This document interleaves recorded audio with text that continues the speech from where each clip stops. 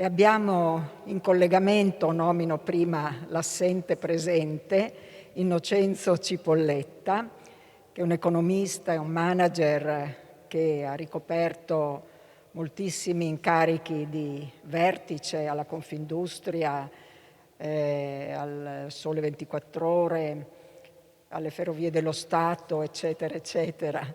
E mi piace ricordare che è in libreria in questo momento con un libro che mi sembra abbia moltissimo successo, La nuova normalità, istruzioni per un futuro migliore, proprio in libreria in questi giorni, e lo sta presentando, e forse per questo non è riuscito ad arrivare a Udine.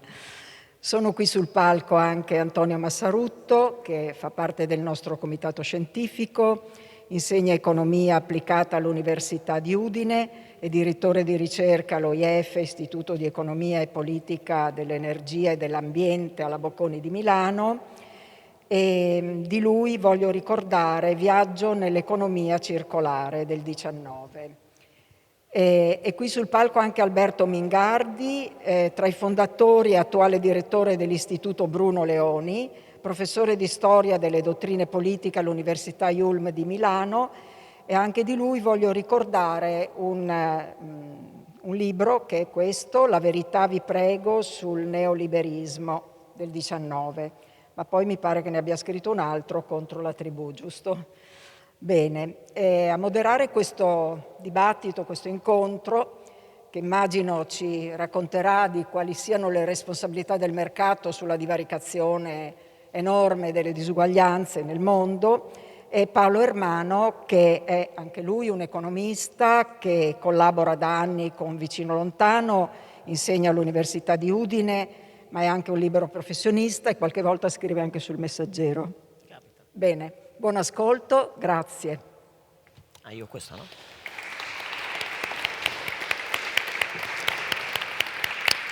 Bene, benvenuti a tutti, buonasera si può dire, sono le 7 anche se c'è ancora luce.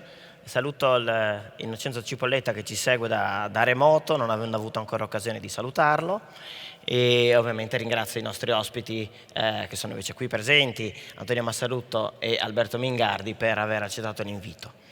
Il tema che affrontiamo oggi è un tema amplissimo, larghissimo, un tema che insomma anche dal punto di vista dell'economia ha una lunga storia ed è un dibattito veramente molto ampio che ovviamente non cercheremo di completare perché insomma è anche impossibile probabilmente farlo in questa sede, ma insomma cerchiamo in qualche modo di mettere alcuni punti saldi, ecco, mettiamola così, su quelle che possono essere le relazioni appunto fra mercato e disuguaglianza. Parto con questa breve introduzione, un breve cenno su un aspetto che insomma spero faccia anche un po' capire la complessità della questione. Negli ultimi, direi insomma dagli anni 70 in poi, sono stati fatti diversi esperimenti di varia natura insomma, a livello laboratoriale. C'è una branca dell'economia che è appunto l'economia sperimentale che attraverso insomma delle attività che provano a isolare le persone dai loro contesti culturali in qualche modo, provano a capire se ci sono delle tendenze, come dire, connaturate all'essere umano per quanto riguarda certi comportamenti economici. Molta attenzione è stata direttamente o indirettamente anche data al tema delle disuguaglianze.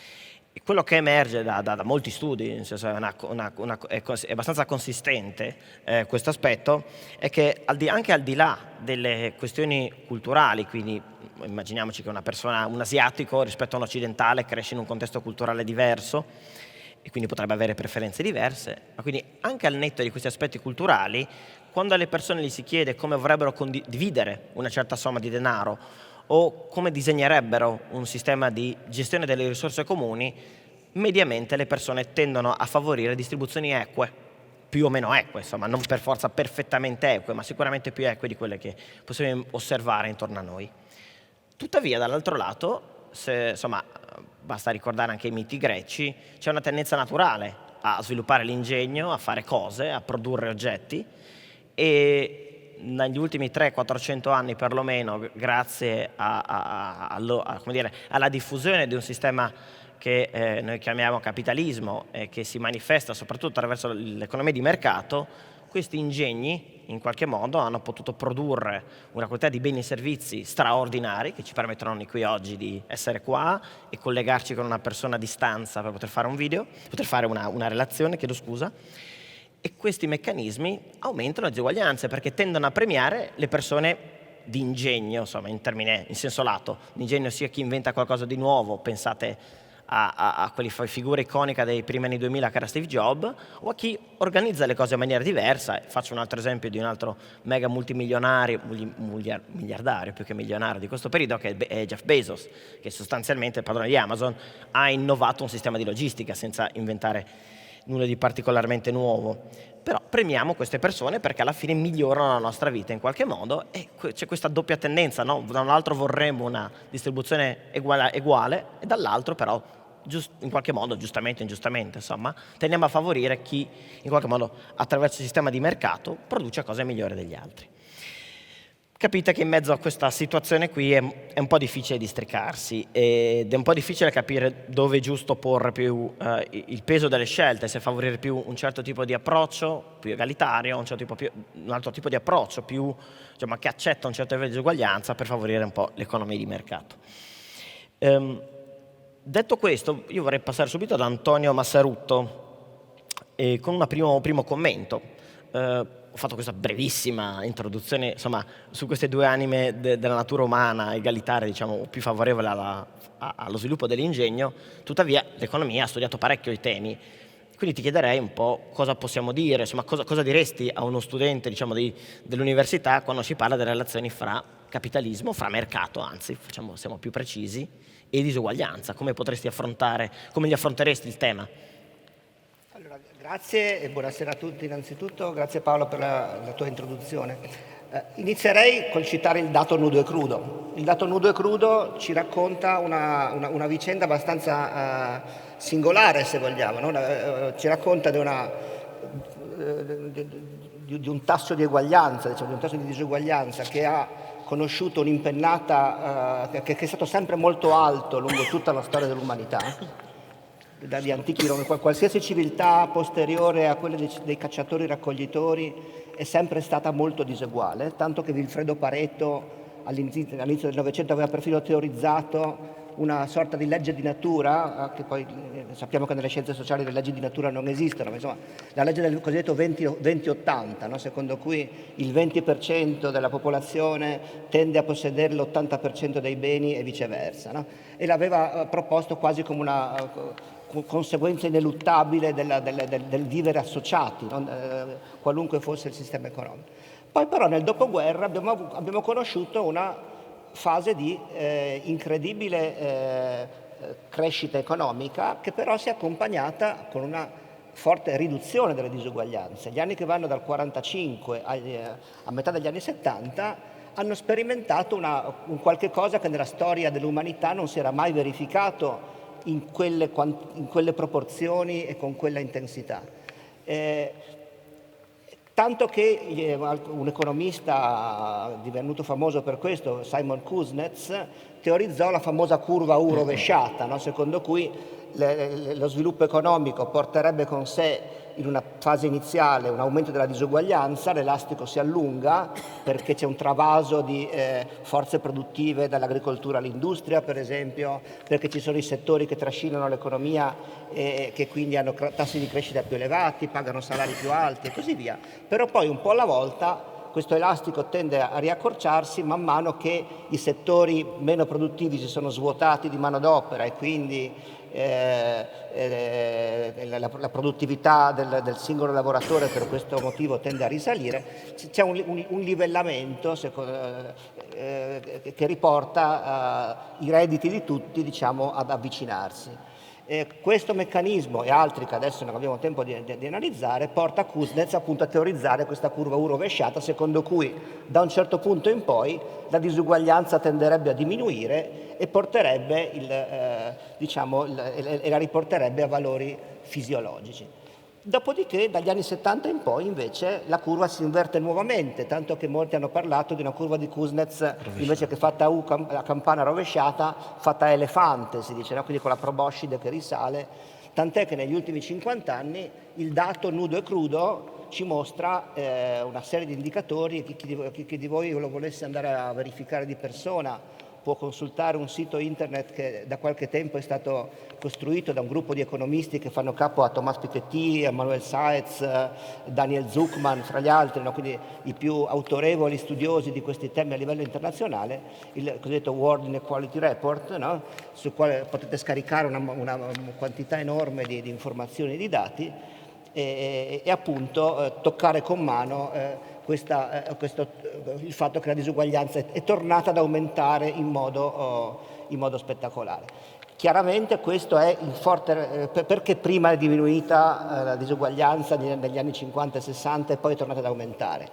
Uno dei motivi è sicuramente quello che sono cambiate le politiche pubbliche nel frattempo, no? Il dopoguerra, la fase del dopoguerra è stata la fase in cui ha preso forma quel modello oggi qui in Europa la chiamiamo economia sociale di mercato, in cui la parola mercato ovviamente è molto fortemente presente, ma l'aggettivo sociale la tempera in qualche modo e la riempie di ulteriori elementi che sono i diritti sociali costituzionalmente garantiti agli individui, e quindi il welfare state, ma non solo il welfare state, ma tutte le regolamentazioni dell'agire economico che hanno caratterizzato quel periodo. Dagli anni 70 in poi abbiamo conosciuto una inversione di tendenza a tutto tondo, diciamo, di questo approccio alla politica economica, e questo è chiaramente in relazione con l'aumento delle disuguaglianze. Questo è il dato.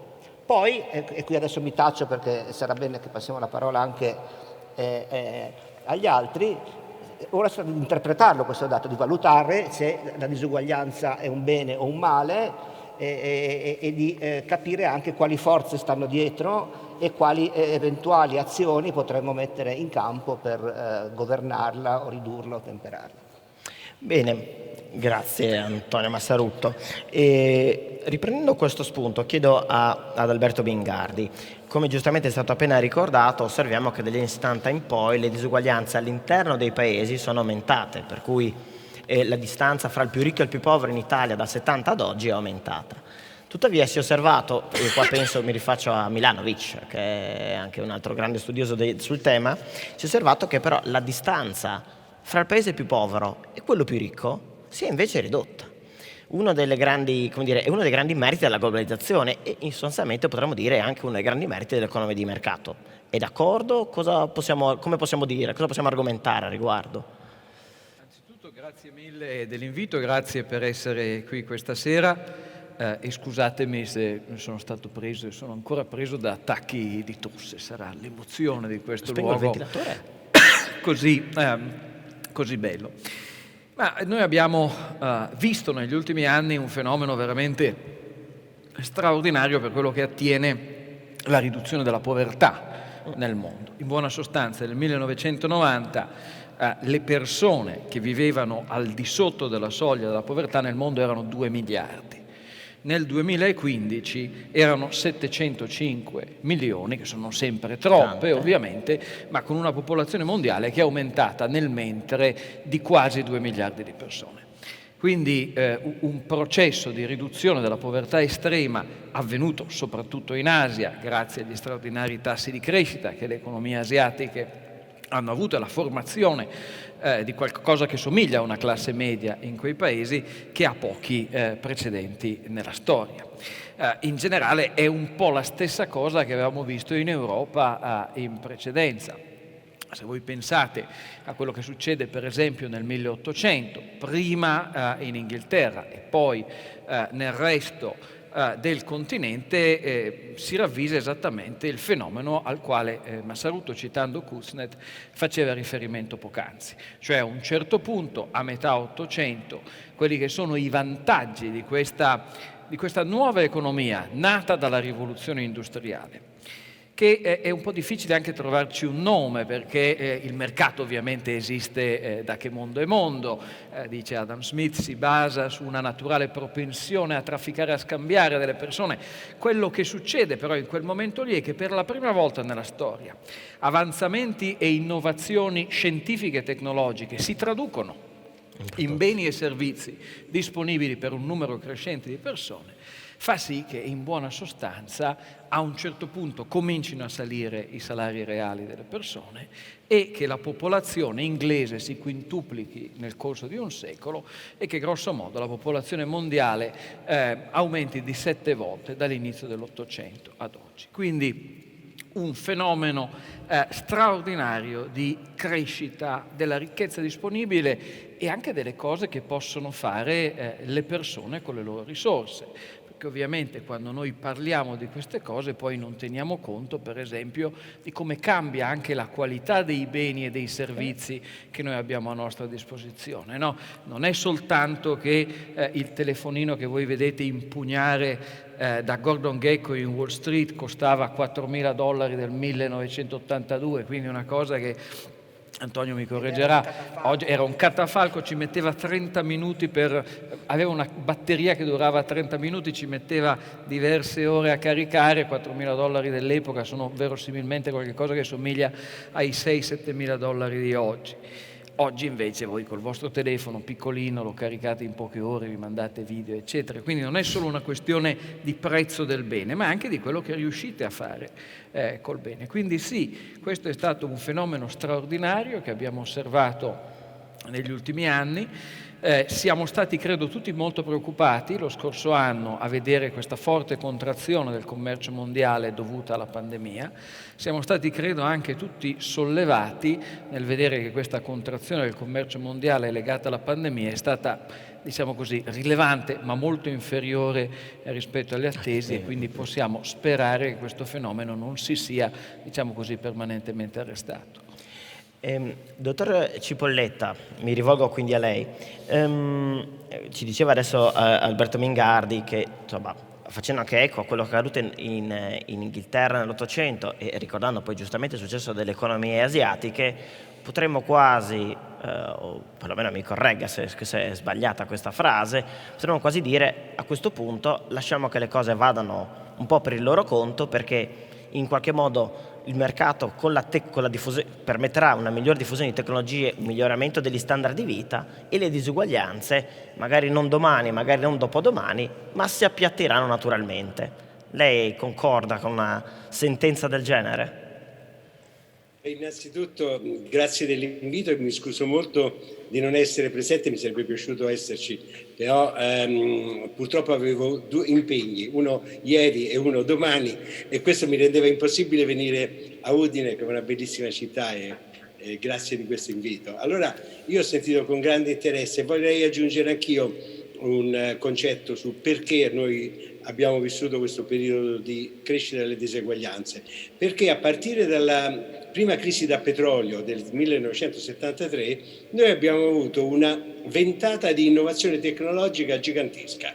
La crisi da petrolio ha agito da catalizzatore e ha accelerato grandissimamente la tecnologia.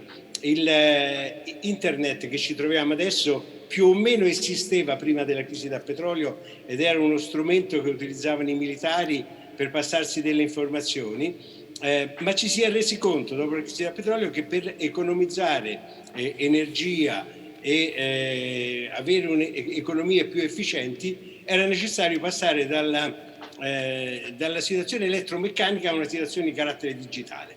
E questa rivoluzione del digitale ha sconvolto completamente tutta l'organizzazione del lavoro e le organizzazioni anche statuali. Lo sappiamo tutti quanti, siamo entrati nell'era della globalizzazione, siamo entrati in un'epoca in cui la gente è in contatto 24 ore su 24. Pensate cosa significa per la giornata lavorativa che era stata immaginata come una giornata che cominciava, che ne so, alle 8 e finiva alle 5 per 5 giorni a settimana, quando ci si ritrova in un mondo dove la settimana è diversa, perché per alcune religioni invece della domenica c'è sta il sabato, e quando da noi è mezzanotte, da altre parti è mezzogiorno, e quindi se vogliamo parlare con quelli che stanno a mezzogiorno dobbiamo parlarci di notte. Ho portato questo esempio per dire che a questo punto, quando è arrivata questa innovazione, abbiamo dovuto fare una sola soluzione: abbiamo dovuto deregolamentare le nostre economie, perché le regole che erano state studiate per il passato non erano più buone. con queste nuove tecnologie. Di lì nasce la deregolamentazione e dalla deregolamentazione nasce il liberismo che diventa in qualche maniera una sorta di filosofia contro le filosofie più sociali che erano quelli degli anni 50-60, quando le diseguaglianze sono state ridotte. La tecnologia catalizza la crescita, genera crescita, ma genera anche diseguaglianze. Chi possiede la tecnologia ovviamente guadagna di più, i lavoratori che sono nei settori a tecnologia avanzata hanno migliori salari e crescono, molti altri perdono il lavoro perché la tecnologia sostituisce e quindi genera dei forti disoccupazione da qualche parte, obbliga la gente a spostarsi da un paese all'altro e questo genera delle diseguaglianze. Qual è allora la conclusione? Dobbiamo accettare, pur avere una grande crescita, dobbiamo accettare di vivere con le diseguaglianze? No, noi dobbiamo ricordarci che il mercato e l'economia sono degli strumenti che poi vanno corretti attraverso quella che è la politica e la politica deve intervenire. La riduzione delle diseguaglianze la fa la politica. I sistemi capitalistici non hanno come obiettivo iniziale la riduzione delle diseguaglianze. La riduzione delle diseguaglianze deve essere in qualche maniera corretta attraverso leggi e attraverso una serie di provvedimenti che consentono di non lasciare indietro la maggior parte dei cittadini. Ed è quello che si sta piano piano ricostruendo in questa fase, dopo le grandi diseguaglianze che abbiamo vissuto negli anni passati. Sono diseguaglianze, come è stato giustamente detto, all'interno dei paesi, perché fra i paesi invece abbiamo avuto una riduzione delle diseguaglianze. Adesso si sta ricalibrando la nostra attenzione sulle riduzione delle diseguaglianze interne e la stessa vicenda del Next Generation EU che è stata avviata da poco è proprio un senso di riduzione delle diseguaglianze, perché va a investire in infrastrutture che rendano possibile a tutti di vivere meglio. C'è un investimento sulla sanità che è fortemente importante per la salute di tutti quanti, e c'è un investimento sull'istruzione e tutti questi investimenti ridurranno le diseguaglianze ed è qualcosa che non riguarda soltanto i paesi europei, perché gli Stati Uniti d'America stanno facendo lo stesso, la Cina sta facendo lo stesso. Siamo entrati, credo, in una nuova fase nella quale c'è una maggiore attenzione al mercato interno rispetto all'attenzione che è stata portata sul mercato estero.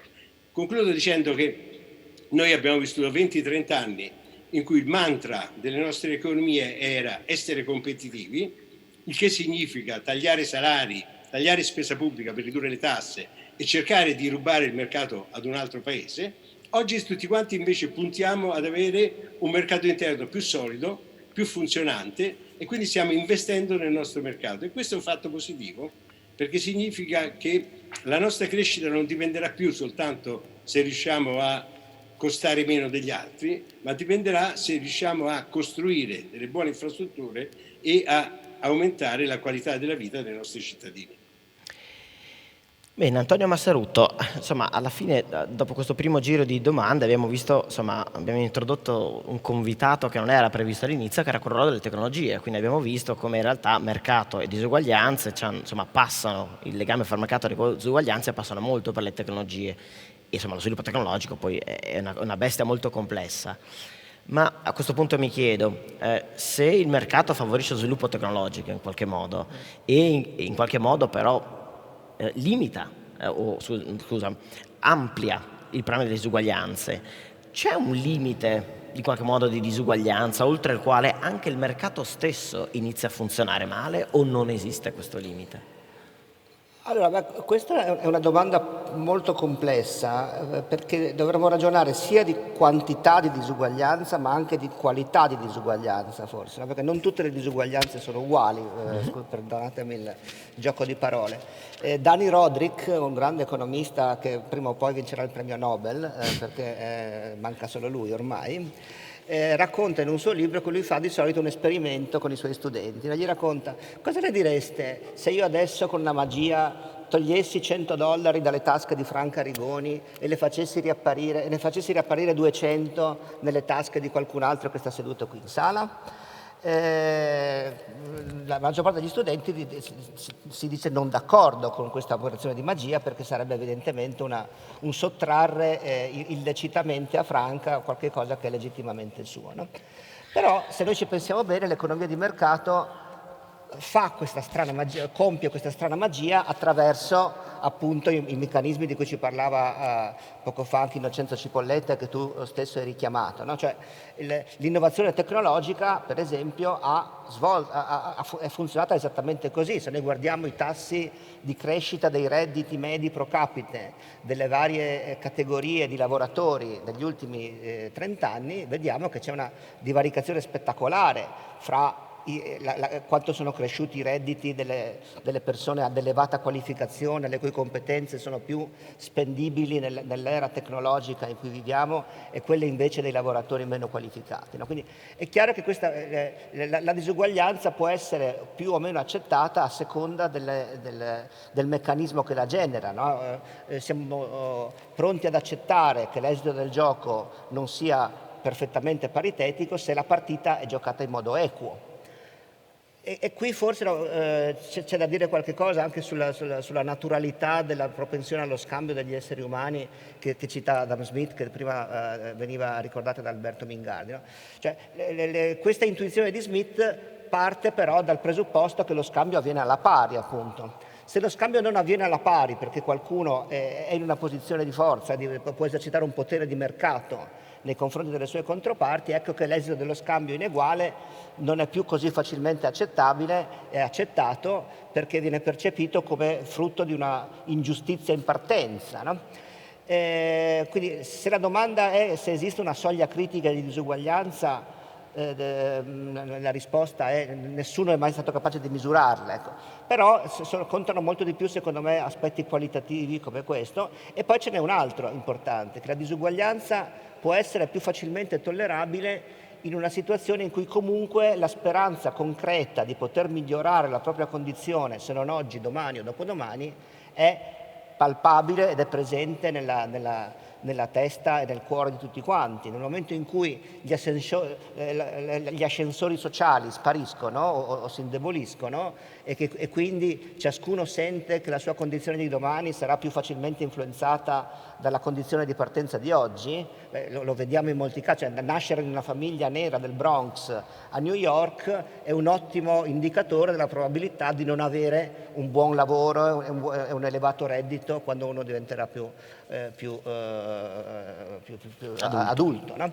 Per esempio, nascere in una famiglia ricca è ancora oggi un forte fattore che condiziona la probabilità di continuare a esserlo in futuro.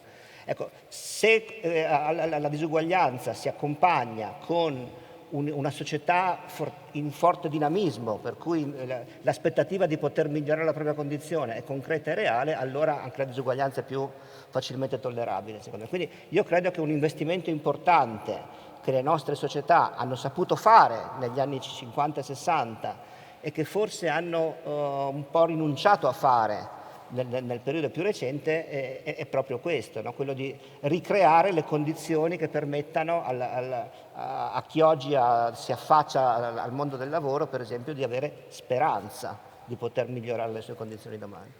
Ce lo dice una cosa anche John Rawls, altro grande nome tutelare di questi temi che possiamo qui citare, quando ci dice che sotto il velo di ignoranza noi tutti tenderemmo a scegliere una situazione diciamo fortemente protettiva, perché preferiamo comunque evitare il rischio di trovarci nella condizione più svantaggiata, e quindi di fronte a questo rischio predichiamo la necessità di elevare chi si trova nella posizione più svantaggiata. Anche questo è un forte elemento di condizionamento di questo discorso. Alberto Mingardi, prima è stato ricordato da Innocenzo Cipolletta, insomma, di questa che pare essere una tendenza, di cui si discute anche un po' sui media mainstream, diremmo, appunto di un ritorno nazionalista o regionalista, forse in senso regioni, in senso di macro regioni, intendo europea, piuttosto che blocco asiatico, piuttosto che blocco americano, e che è un po' un passo indietro rispetto alla globalizzazione, in un mondo che però vive di globalizzazione ancora, perché Prima ho citato Amazon, che è solo forse in maniera iconica l'azienda più famosa a livello di globalizzazione.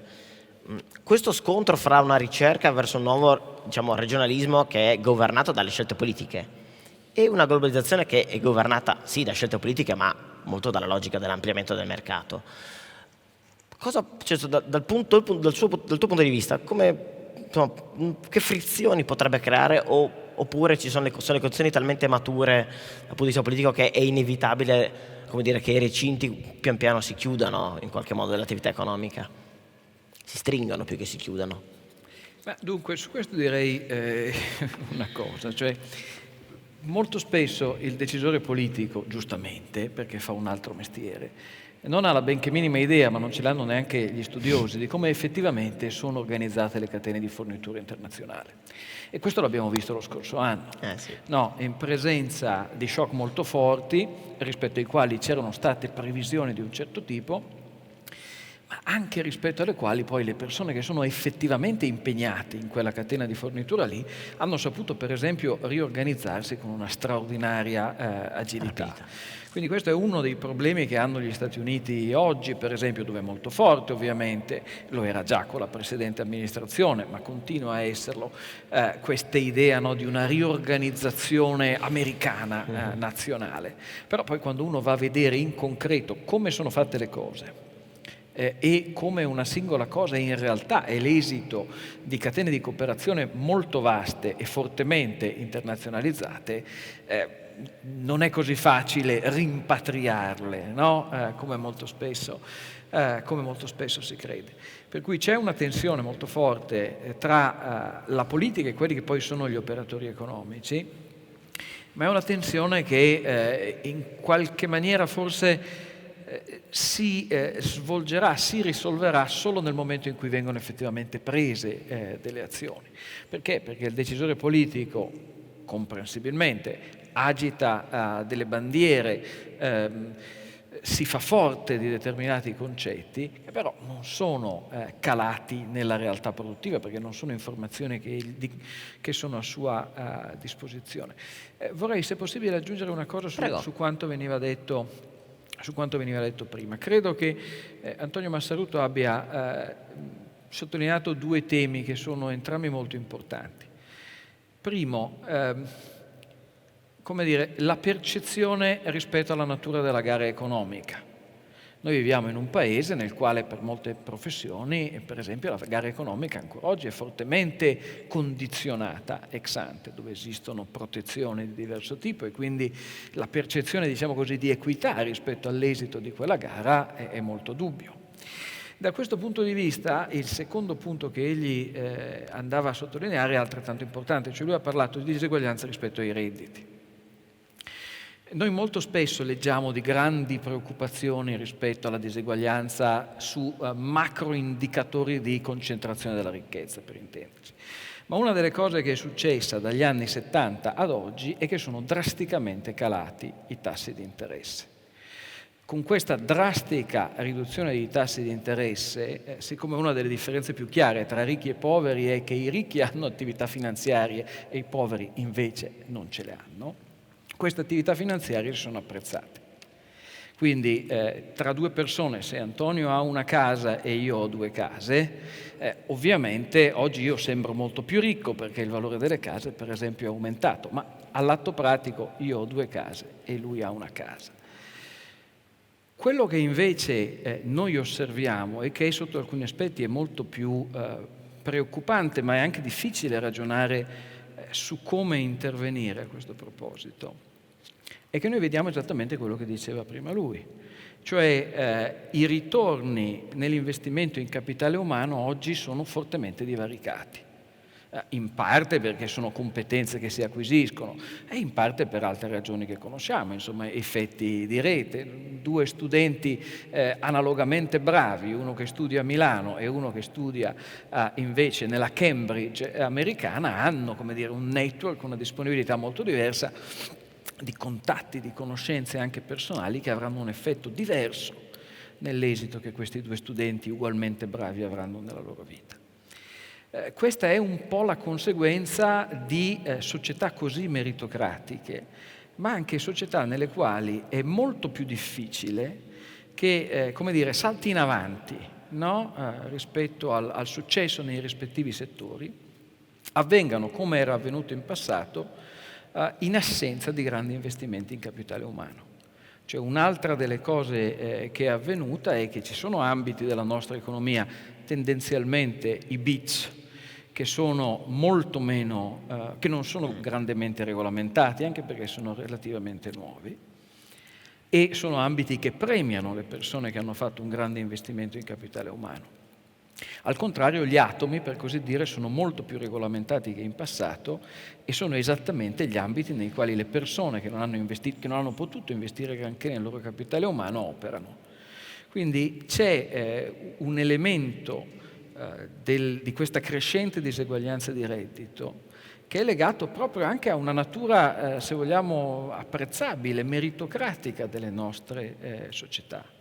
E quindi, al di là insomma, della ricetta un po' universale, cioè aumentare gli investimenti in istruzione, però non è così facile capire come sia possibile intervenire se non facendo una cosa che non vuole nessuno, cioè deregolamentando gli atomi.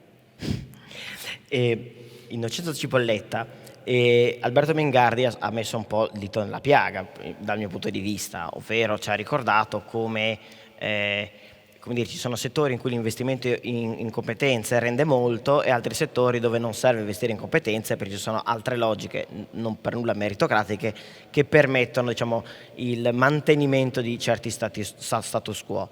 Però in una società diseguale chi può permettersi un forte investimento in competenza se non chi ha già alla base famiglie o, diciamo, contesti benestanti? Quindi è un po' un cane che si morde la coda. Figli di persone benestanti possono andare nelle scuole più prestigiose, per esempio a Cambridge, e accedere a certi network che permetteranno a questa famiglia di essere ancora più ricca. A questo punto come appunto è stato adesso ricordato, come si può attraverso politiche pubbliche o se servono politiche pubbliche per poter in qualche modo metterli tutta una piaga, o bisogna seguire la ricetta, o è più facile, più conveniente seguire la ricetta proposta da Alberto Mingardi, che dire a questo punto mettiamo tutti i settori sullo stesso piano e poi dopo che siano, come dire, le relazioni economiche a determinare, insomma, i risultati. Credo che mettere tutti i settori sullo stesso piano, liberalizzare tutto, sia qualcosa di molto difficile, ma soprattutto quello che mi preme sottolineare è che troppo spesso noi diamo un'importanza forte alla diseguaglianza di reddito, senza rendersi conto che una gran parte della riduzione della diseguaglianza non lo fa la politica fiscale, che riduce i redditi troppo ricchi e aumenta un pochettino i redditi delle persone che guadagnano di meno, ma la grossa differenza e la grossa lotta alle diseguaglianze la fa la spesa pubblica nei servizi essenziali che devono essere a disposizione di tutti, di buona qualità. Supponiamo che un paese abbia una buona scuola su tutto il territorio, dove coloro che hanno un reddito basso possono frequentarla avendo a disposizione insegnanti buoni e ambiente buono e tecnologie a propria disposizione. Immaginiamo anche che questo paese abbia una sanità eccellente che sia gratuita per i redditi bassi e che consenta a tutti quanti di avere quelle cure che sono necessari. Supponiamo ancora che questo paese abbia una buona organizzazione dell'avviamento al lavoro da parte del settore pubblico e delle imprese collaborative, con le quali sia possibile alle persone di poter accedere ai posti di lavoro che siano necessari. Supponiamo ancora che questo paese abbia una capacità di dare abitazioni anche a coloro che non ne hanno la possibilità e di dare un'assistenza alla vecchiaia. Ho parlato dei grossi capitoli della spesa pubblica. Questi grossi capitoli della spesa pubblica riducono le diseguaglianze decisamente molto di più che la politica, che il fisco quando fa perequazione, perché tassa un po' più i ricchi e non tassa i poveri. Però coloro che non hanno reddito tassati o non tassati, sempre senza reddito rimangono, e anche coloro che hanno un basso reddito, anche se pagano 0 tasse, alla fine non hanno un grosso guadagno. Ecco allora che io credo che non bisogna tentare di avere tutti quanti lo stesso reddito, ma bisogna che i paesi abbiano la capacità di fornire quei servizi che sono essenziali nel miglior modo possibile. Per farlo hanno bisogno di incassare delle risorse, perché evidentemente questi servizi costano, e quindi qui interviene il sistema fiscale. Un sistema fiscale che non sia un sistema che cerchi l'eguaglianza del reddito delle persone, ma che cerchi il massimo del gettito possibile, conservando una capacità di crescita del paese. Mi rendo conto che è un'equazione difficile da risolvere messa insieme, ma se le mettiamo insieme, io credo che sia questa la strada per ridurre le diseguaglianze, piuttosto che cercare in qualche maniera di dare una sovvenzione o un sostegno a una persona più alta, dare buoni servizi pubblici, perché i buoni servizi pubblici rendono le persone molto più uguali di quanto non lo sono se questi servizi non esistono. Però chiedo una replica ad Alberto Mengardi rispetto a quello che dice Innocenzo Cipolletta. Io peraltro sposo in parte il suo punto di vista, però poi alla fine, se giustamente mi dai tutti i servizi di base migliori, ma poi ci sono le barriere all'entrata, per cui se non hai, come dire, se non accedi a certi percorsi o se non hai certe risorse, in alcuni lavori tu non entri, o se entri fai molte difficoltà, alla fine le disuguaglianze permangono. Per cui mi chiedo a questo punto se le due strade non debbano andare in parallelo e se possano andare in parallelo, perché poi l'altro problema è quello. Insomma, il problema ovviamente è come uno definisce diseguaglianza e come uno definisce eguaglianza. Penso che nessuno di noi penserebbe, ad esempio, che una persona che sceglie o che si trova a lavorare in una certa azienda debba guadagnare la stessa cifra il giorno in cui comincia e quando ha 40 anni di anzianità alle spalle, no? Quindi, come dire, l'eguaglianza assoluta penso sia considerata anche profondamente indesiderata dalle stesse persone. Io penso che l'idea che servizi di buona qualità sostanzialmente contribuiscano a migliorare la vita delle persone e quindi aiutino coloro che sono ai margini, coloro che hanno un problema di povertà, sia giustissima. Il piccolo problema è come si riesce a fornirli, perché noi viviamo in un paese che ha una spesa pubblica elevata e per esempio una tradizione di servizi pubblici di qualità abbastanza scarsa. No? L'istruzione è un caso particolarmente interessante in tutti i paesi occidentali. La scuola sostanzialmente, non l'università nella quale abbiamo alcuni outlier, la scuola è un problema in quasi tutti i paesi occidentali, è un problema rispetto all'attrezzamento di competenze per cui persone poi si troveranno nella vita a poter cercare, no, di saltare alcuni gradini della scala sociale. Quindi da questo punto di vista io penso che sia un ragionamento molto giusto, che purtroppo anche questo non può essere risolto solo dal lato del sistema fiscale, perché non è solamente una questione, come dire, di avere un fisco che funziona così da sanare, da pagare il conto della spesa pubblica, ma è una questione di organizzazione dei servizi pubblici. Anche nelle cose più minute, molto banalmente, i meccanismi di reclutamento degli insegnanti, tanto per dirne uno. Come facciamo a offrire buoni servizi pubblici? Purtroppo sappiamo che ci sono molti vincoli politici e molti problemi legati al modo in cui funziona il sistema politico, per cui è difficile riuscire a migliorare la qualità dei servizi pubblici. Antonio Massarotto, alla fine abbiamo iniziato con le disuguaglianze mercate, è arrivato il tema della tecnologia, adesso in qualche modo siamo dovuti quasi naturalmente sfociare al tema del soggetto attuatore, che è lo Stato, che in qualche modo opera per cercare di, come dire, dare, diciamo, creare una sorta di eguaglianza delle opportunità, su cui mi sembra che qua siamo tutti d'accordo che dovrebbe essere un po' il faro, no? Quindi dare a tutti più la stessa possibilità di crescere e di avere delle opportunità. Ma come è stato ricordato come è stato proposto da Innocenzo Cipolletta e, come dire, argomentato da Alberto Mengardi, c'è un problema di qualità dei servizi pubblici su cui, insomma, tu sei un'autorità. Come possiamo rimmaginare a questo punto servizi pubblici che possono essere, come dire, possono essere sostenibili, poi è un termine che viene molto utilizzato oggi, ma sostenibili nella logica proposta, cioè di uno Stato che è molto, molto come dire, che è una spesa pubblica problematica e che possono però raggiungere gli obiettivi proposti da Inaccesa Cipolletta, cioè che alla fine poi siano di qualità e possano migliorare la vita delle persone. Tu mi chiedi di dare una risposta in 5 minuti. Ti chiedo di essere che Mario se fossi Draghi capace in di questo dartela momento. vincerei io il premio Nobel al posto di Però Dani se Robbins, non quindi- ci si pone le domande importanti. Allora, io credo, prima Innocenzio Cipolletta mi è venuto in mente quando lui ha detto quella cosa a proposito del sistema fiscale, una famosa frase di Jean-Baptiste Colbert, no? Che diceva che il sistema fiscale ideale è quello che riesce a togliere le più piume possibili all'oca minimizzando gli strilli, no? Laddove gli strilli potremmo tradurli in termini di diminuzione della competitività del paese, eccetera, no?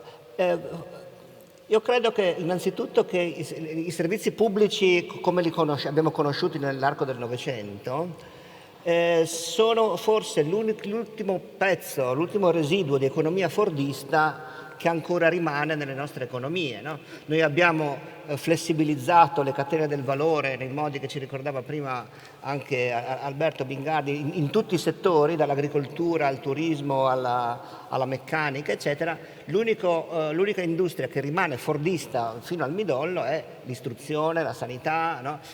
Laddove fordista significa produzione concentrata, standardizzata, uniforme, erogata secondo modalità, no? Sempre uguali per tutti quanti e così via. Io credo che forse dovremmo un po' cercare di uscire da questa logica e chiaramente l'unico modo per farlo è attivare il mercato, perché soltanto il mercato possiede quella capacità di inventiva e quella capacità di adattamento dell'offerta alla domanda inseguendo la domanda in tutte le possibili pieghe che rendono ogni consumatore, ogni brutta parola quando si parla di servizi consumatore, ma insomma, utente. Ciascun utente è diverso dagli altri e quindi meritevole di un trattamento personalizzato, cucito su misura per le sue esigenze, no?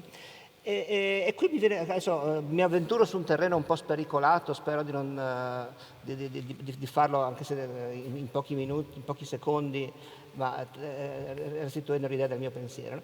Nella storia noi abbiamo conosciuto molti modi diversi di finanziare i beni comuni. Gli antichi romani li finanziavano attraverso il meccanismo che porta il nome di evergetismo, cioè il mecenatismo di chi era arrivato in cima alla scala sociale, che per dimostrare di meritarsi la posizione che aveva raggiunto doveva elargire alla comunità strade, acquedotti e così via.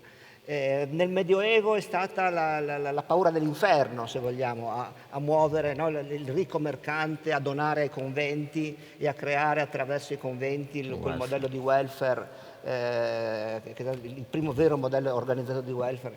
Ecco, oggi stiamo assistendo silenziosamente a un fenomeno che passa sotto traccia e quando viene notato più per irriderlo che per altro, che è quello della cosiddetta corporate social responsibility, cioè un meccanismo che addossa alle imprese, in buona sostanza, il farsi carico di tutta una serie di esternalità negative, le chiamiamo noi economisti, perdonatemi il tecnicismo, no? Che altrimenti ricadrebbero sulle spalle della collettività e dovrebbero essere coperte a spese della fiscalità generale. Nel campo ambientale, per esempio, l'invenzione del meccanismo della responsabilità del produttore ci ha permesso di compiere dei passi avanti spettacolari. Parlo di un terreno che conosco meglio, quello del riciclo dei rifiuti, per esempio, che addossando alle imprese l'onere, potremmo dire è una corvée in un certo senso, no? Invece di chiedere al settore privato denaro con il quale lo Stato elargisce servizi, chiediamo al settore privato di farsi carico direttamente dell'offerta di questi servizi, organizzandoli come sa fare e costruendo un'architettura di istituzioni e di regole che lo obbligano a farlo, sia perché questo obbligo è codificato nella norma, come nel caso ambientale, ma anche perché in questo modo va incontro e riesce a migliorare la propria immagine nei confronti dei cittadini, degli utenti, dei consumatori e così via, e quindi anche a guadagnare quella competitività che un tempo si pensava essere affidata soltanto alla qualità dei prodotti, al rapporto qualità-prezzo dei prodotti forniti, e oggi sempre più invece cerchiamo di misurare anche attraverso altri indicatori si dice in inglese di stakeholder responsibility, no? di stakeholder value, che è la nuova teoria manageriale che sta sostituendo un po' ovunque lo shareholder value, il valore per l'azionista, e lo stakeholder value, cioè la creazione di valore per la comunità. Ecco, ovviamente detta così sembra molto ingenua la cosa, no? Però non lo è nella misura o lo è molto meno nella misura in cui il cittadino risponde a questa presa in carico di responsabilità delle imprese attraverso le forze della società civile organizzata, a cui spetta a noi valutare se un'impresa nel suo social responsibility report ci dice delle cavolate o fa del greenwashing, come si dice in gergo, oppure invece sta impegnandosi seriamente. Ecco. Secondo me dobbiamo cercare di uscire, per tornare alla domanda, dalla logica tassa e spendi, per inventarci dei modelli di welfare diversi, dei modelli che garantiscano sì l'accesso, perché quello che a noi interessa poi è garantire l'accesso e a servizi di qualità a tutti, no? Se poi questo avviene attraverso il mercato, attraverso altri meccanismi, tutto sommato è meno importante. E mi viene da pensare, mentre dicevi questa analisi, che in parte condivido, ieri parlavo con un mio amico che lavora per un'importante società di analisi di mercato a Milano, e mi hanno detto che loro ogni anno fanno i trend per quanto riguarda le aziende in Europa, e hanno detto che l'anno scorso il topic trend era green per le aziende di una certa dimensione in Europa, e quest'anno è green per davvero, no? green corretto, e lui si chiedeva se il prossimo anno sarà green certificato e via dicendo. Però di fatto metteva in luce questo aspetto, cioè di quanto le aziende in qualche modo siano chiamate a svolgere un ruolo che non è semplicemente di produzione.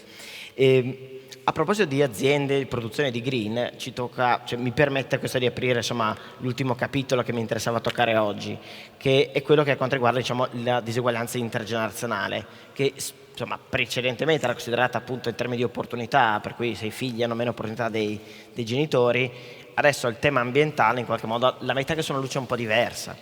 Volevo chiedere a Innocenzo Cipolletta, visto che l'Italia poi, visto anche la sua storia personale, e visto anche quelli che sono poi gli assi, ricordava prima il Recovery Fund, del Piano Nazionale di Ripartenza e Resilienza, cioè il tema ambientale è un tema molto forte, ed è un tema che sta in qualche modo creando delle frizioni, perché da una parte abbiamo una parte di società preoccupata per le questioni ambientali, non solo in Italia, per fortuna in tutto il mondo, e un'altra parte che dice sì, l'ambiente va bene, però a questo punto i costi per fare la trasformazione rischiano di creare molta disuguaglianza, ovvero rischiano di creare molti problemi economici e quindi molta disuguaglianza. Come si può affrontare una sfida del genere cercando di ridurre gli strilli dell'oca? Mi consente una piccola digressione ancora sul problema dei servizi pubblici, in risposta a quella che Mingardi e Massarutto hanno detto, perché vorrei spezzare una lancia a favore dei servizi pubblici che godono di una cattiva fama immeritata. L'Italia ha una sanità buona, lo si è visto anche nel corso di questa pandemia, pur con tutte le deficienze che ci sono state. Abbiamo delle scuole eccellenti, i nostri studenti non hanno problemi quando si recano all'estero e hanno una preparazione spesso superiore a quella degli altri. Ovviamente c'è una grossa differenza tra regione e regione, tra territorio e territorio, e questo indica che non è sbagliato il metodo che noi abbiamo, ma che dobbiamo insistere per avere risorse maggiori verso questi servizi, e queste risorse sono utili proprio per rendere minori le diseguaglianze. La pandemia ci ha dimostrato che un approccio di mercato al sistema dei servizi pubblici non può essere efficiente. La sanità in molte regioni, e mi riferisco in particolare anche alla regione della Lombardia, è stata gestita con logiche di mercato. La logica di mercato dice giustamente che bisogna avere una struttura sanitaria che serva per la normalità, in maniera tale da non avere sprechi, cioè letti vuoti in permanenza, e quindi si è cominciato a tagliare i letti perché si diceva che non servivano, bastava eventualmente spostare i malati da un reparto all'altro. Quando ci siamo trovati in situazioni di emergenza, si è visto che avevamo poche strutture e si è corso a costruirle, per fortuna rapidamente, per metterle in funzione. I servizi pubblici hanno questa caratteristica, devono essere disponibili anche in situazioni di emergenza e quindi devono essere non considerati in maniera efficientistica. Prendo un altro esempio, i trasporti. Se noi utilizzassimo l'efficienza nell'ambito del trasporto pubblico, noi faremmo un trasporto che funziona solo la mattina quando la gente va al lavoro e la sera quando ritorna, e durante la giornata lo potremmo eliminare perché è in perdita il trasporto durante la giornata. Ma è ovvio che non possiamo eliminarlo perché ci sono delle esigenze, anche se sono minoritarie. Allora, la logica del servizio pubblico è una logica diversa che può recepire alcune strutture del mercato, ma non può essere gestita esclusivamente nella maniera del mercato. Poi Massaruto ha detto una cosa molto caruccia, che è l'unico mondo del fordismo, però pensiamoci, Amazon non è una società fordista. Amazon ha proprio utilizzato il sistema del fordismo per organizzare la consegna di pacchi ed è la più grande società moderna che abbiamo, quindi il fordismo non è finito ancora e lo possiamo ancora mantenere in alcune società. Ma vengo alla domanda sull'ambiente. Questa dell'ambiente è veramente una grande sfida. Siamo tutti felici che il mondo vada verso un'attenzione alla conservazione dell'ambiente. Avrà dei costi giganteschi e dovremo affrontare delle difficoltà praticamente per un periodo di tempo estremamente elevato, quindi dobbiamo prepararci a questa situazione perché molte delle nostre attività dovranno cambiare. Pensiamo a tutto il sistema dei trasporti che dovrà subire delle modifiche sostanziali. Siamo un paese in cui il trasporto si fa quasi tutto su gomma, utilizzando energia fossile e che ha evidentemente un impatto ambientale gigantesco. Immaginiamo che cosa avviene se dobbiamo trasformare questo settore in un settore elettrico in parte, ma soprattutto se dobbiamo portare su ferro quella che è un trasporto su gomma. Abbiamo avuto in alcuni paesi, pensa al Cile, delle rivoluzioni quando si è cercato di andare verso una situazione di diversità. Quindi io sono convinto che sarà necessario un grosso sforzo e soprattutto sarà necessaria una istituzione internazionale che abbia la capacità di evitare che ci si faccia delle guerre l'uno con l'altro durante questa fase di grande trasformazione, perché lì potremo avere dei grossi rischi veramente anche di tensioni politiche se non militari. Alberto Mingardi, restando sempre su questo tema, perché poi secondo me ci permette anche di fare un ragionamento che va al di là della questione italiana, e diciamo il discorso su come affrontare la sfida ambientale, schematizzo, si può polarizzare in due spazi. Uno è molto più diffuso, è quello di accordi internazionali, quindi accordi politici fra stati, che abbiamo visto si fanno ma hanno un problema di enforcing, un problema di farli rispettare abbastanza forte. Dall'altro, insomma, ci sono, soprattutto a livello magari non tanto di dibattito pubblico, ma anche a livello diciamo, di scienziati, se vogliamo, sono le varie teorie economiche che ci hanno spiegato che, insomma, volendo, se riuscissimo ad ampliare le dimensioni di mercato, dando prezzi anche alle cose che noi riteniamo di valore, l'aria pulita, per esempio, potrebbero, in qualche modo, senza bisogno di avere degli accordi internazionali, raggiungere un risultato. Lei come si pone in questo dibattito? Io penso che la seconda opzione sia più ragionevole. Penso anche che la maggioranza e i problemi ambientali più gravi che abbiamo davanti saranno in buona sostanza risolvibili solo attraverso l'innovazione tecnologica. Da questo punto di vista il problema che la prima risposta, che il primo tentativo di risposta si pone l'obiettivo di risolvere, di affrontare, è un problema molto pesante, cioè la differenza, diciamo così, tra gli impatti ambientali del primo mondo, per intenderci, dell'Europa per esempio, e invece gli impatti ambientali dei paesi in via di sviluppo, i paesi oramai già robustamente in via di sviluppo, come può essere la Cina, che sono molto più rilevanti. Questo è un dilemma morale ovviamente straordinario, perché come dire, indirizzare quei paesi verso forme di produzione diverse ha verosimilmente un costo ancora più elevato in termini di creazione di benessere per società che sono molto più povere della nostra.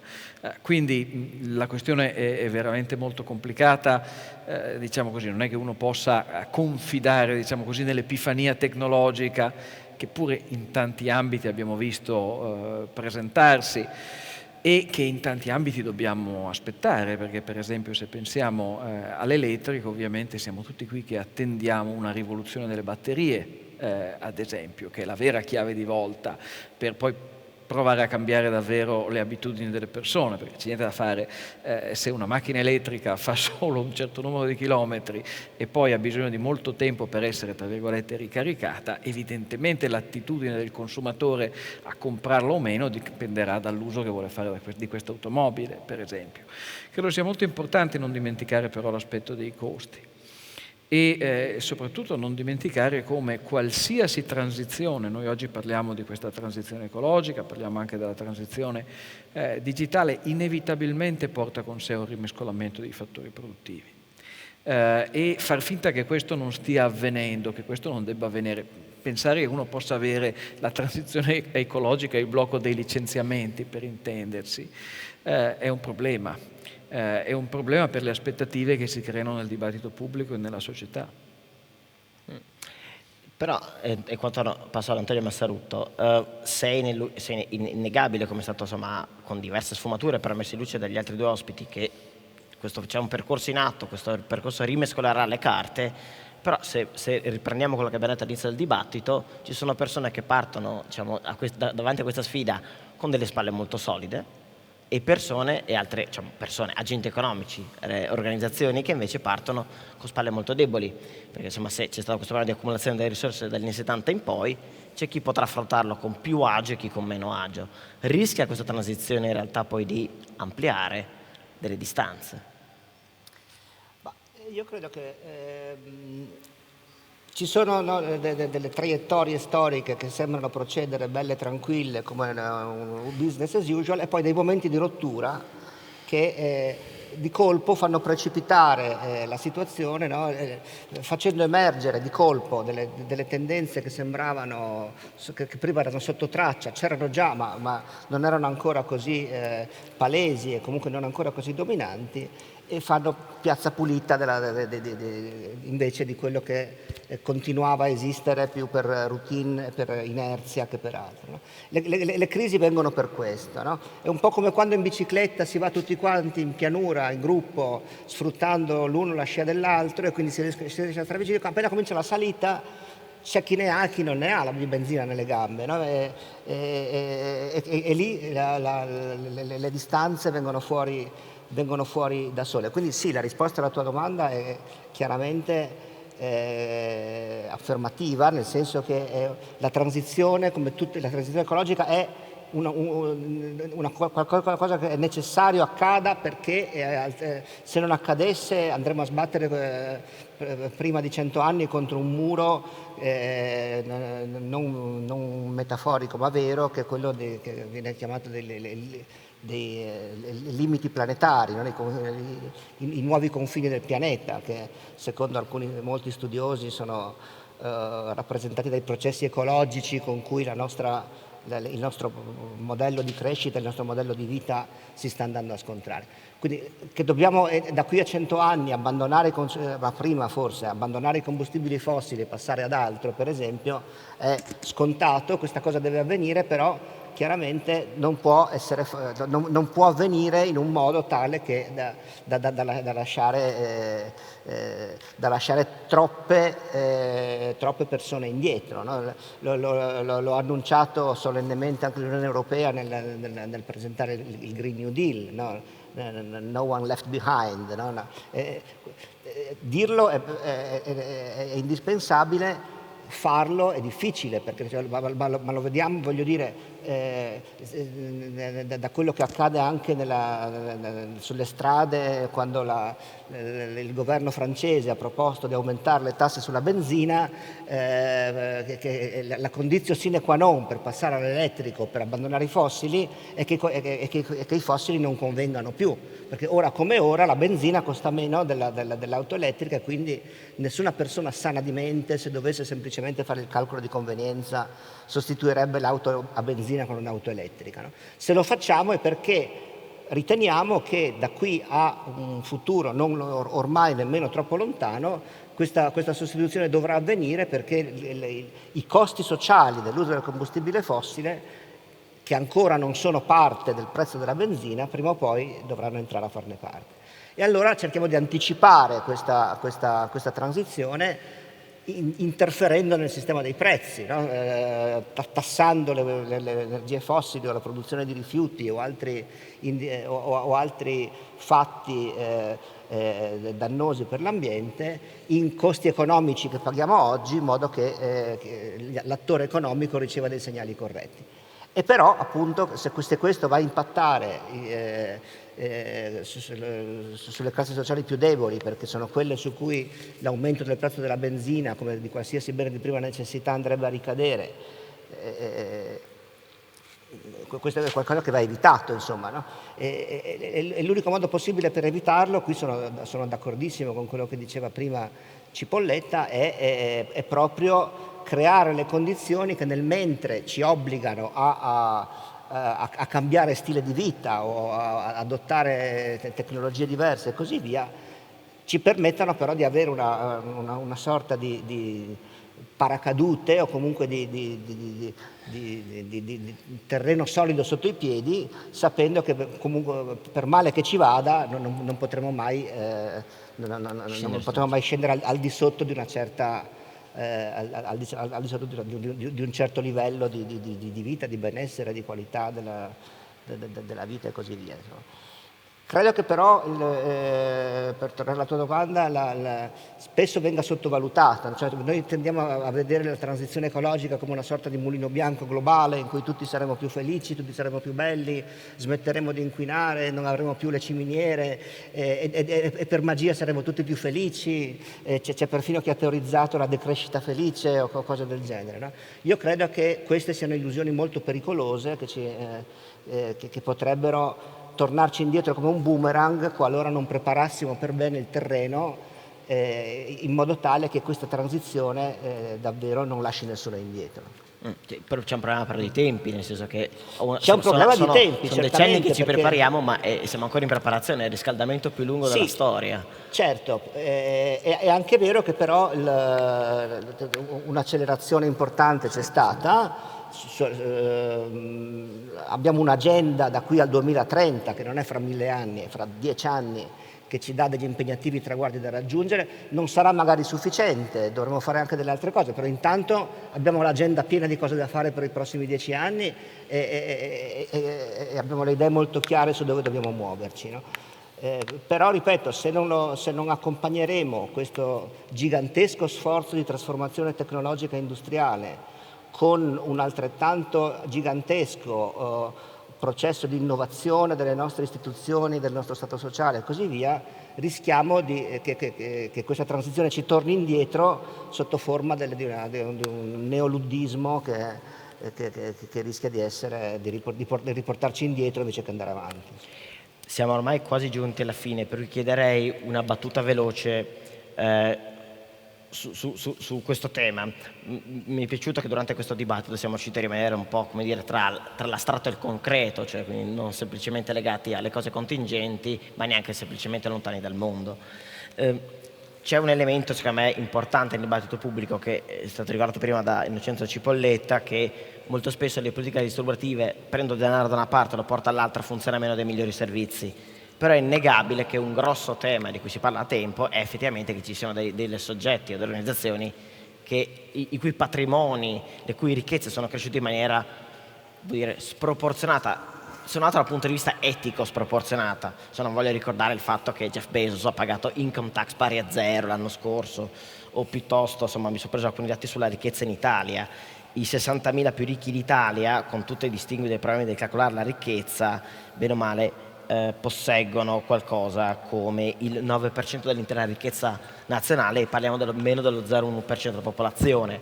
Ora, di fronte a queste diseguaglianze grandi, oggettivamente grandi, un approccio, diciamo, neoliberista o comunque insomma di mercato, cosa dici? Dice, va bene, le cose sono andate così, o no, anche da questo punto di vista è troppo?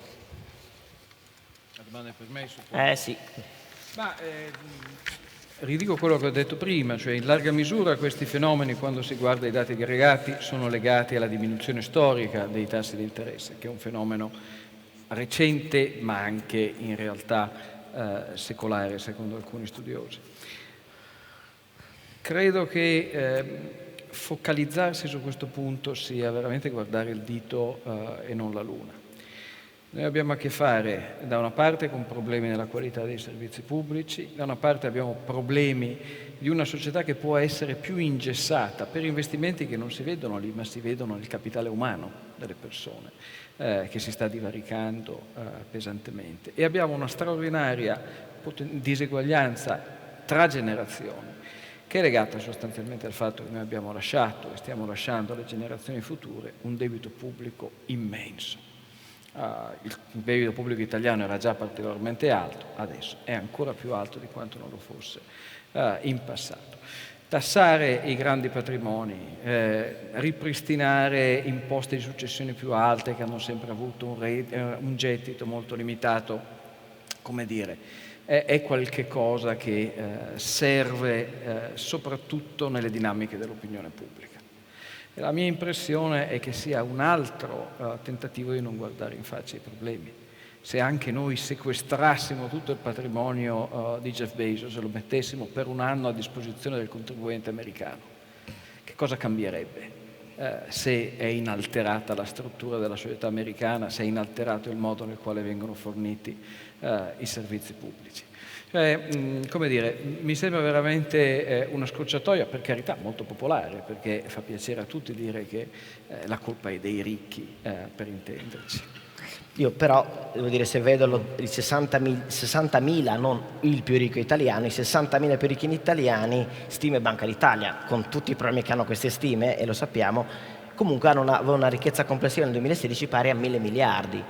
Non è che so proprio, se tutti questi fossero messi a disposizione della comunità o anche solo dello Stato, dimezzeremo il debito pubblico dall'oggi al domani. So benissimo che non è possibile farlo, però rimane il punto. Però c'è anche un'altra cosa: se guardiamo gli stessi studi della Banca d'Italia, vediamo come sono fatte le diseguaglianze in Italia. Il problema delle diseguaglianze in Italia è che fino alla pandemia sostanzialmente non sono cresciute.